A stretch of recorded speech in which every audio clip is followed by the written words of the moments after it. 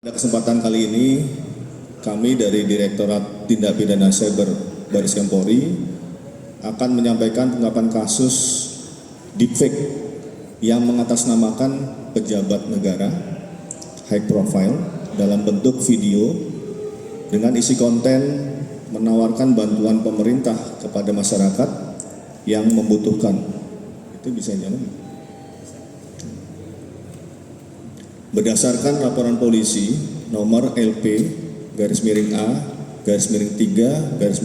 Romawi 2025 SPKT Direktorat Tindak Pidana Cyber Bareskrim Polri tanggal 14 Januari 2025. Sebelum kami menyampaikan detail pengungkapan kasus ini, kami akan menyampaikan sekilas terkait dengan deepfake.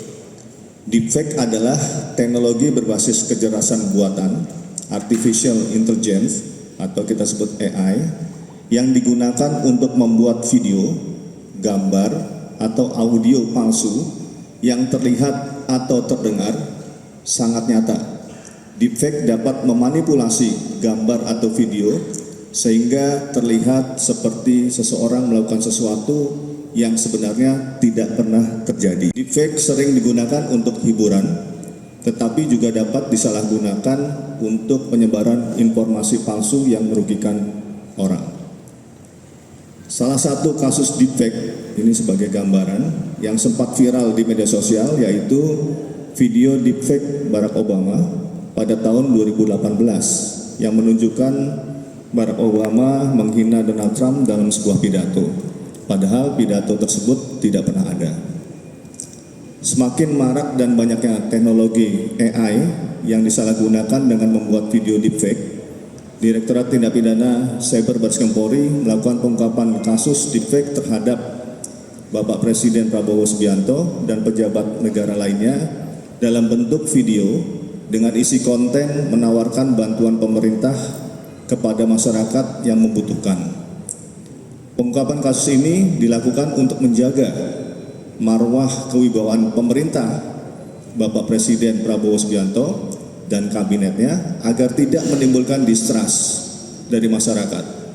Dikarenakan jika banyaknya penyebaran informasi yang tidak akurat dan menyesatkan secara masif di media sosial, atau kita sering menyebutnya fire hose of falsehood, yaitu menyebarkan informasi palsu secara berulang-ulang, maka jika hal ini terus dibiarkan akan memframing dan memanipulasi opini negatif publik terhadap pemerintahan Bapak Presiden Prabowo Subianto dan kabinetnya.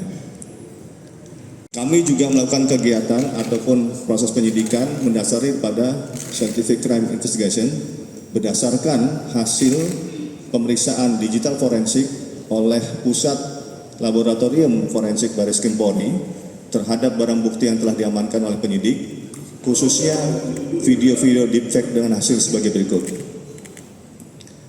Hasil analisa dengan dua software video forensik yang menggunakan metode deepfake face detection, pada video tersebut terdapat adanya deepfake face dengan nilai 100% fake, dan dengan menggunakan analisa deepfake detection face GAN deepfake didapatkan nilai GAN generatif adversarial neural network dengan skor GAN 1.00 yang merupakan skor tertinggi terhadap adanya manipulasi atau proses editing dalam bentuk deepfake dan deep learning.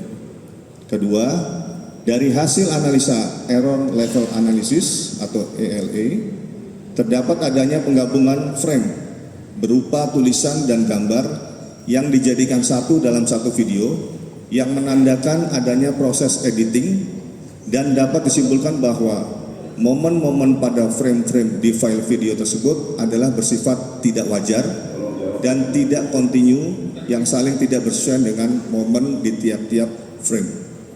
Dalam arti pada frame-frame tersebut ditemukan adanya penyisipan penggabungan maupun pemotongan frame. Nah, ini kalau kita lihat ini contohnya. Ya, kegiatan penipuan tersebut sejak tahun 2020 dengan konten-konten yang disebarkan berupa video deepfake pejabat negara dan sejumlah public figure ternama di Indonesia. dengan total keuntungan yang diterima kurang lebih sebesar 30 juta selama 4 bulan terakhir. Selanjutnya, tersangka dengan inisial EMA dilakukan penangkapan pada hari Kamis tanggal 16 Januari 2025 di kediamannya yang beralamat di Dusun 1, Kecamatan Bumi Nabung, Kabupaten Lampung Tengah, Provinsi Lampung, di mana tersangka berperan dalam mengunggah video deepfake dengan menambahkan caption dan nomor telepon di akun media sosial tersangka, serta menerima keuntungan.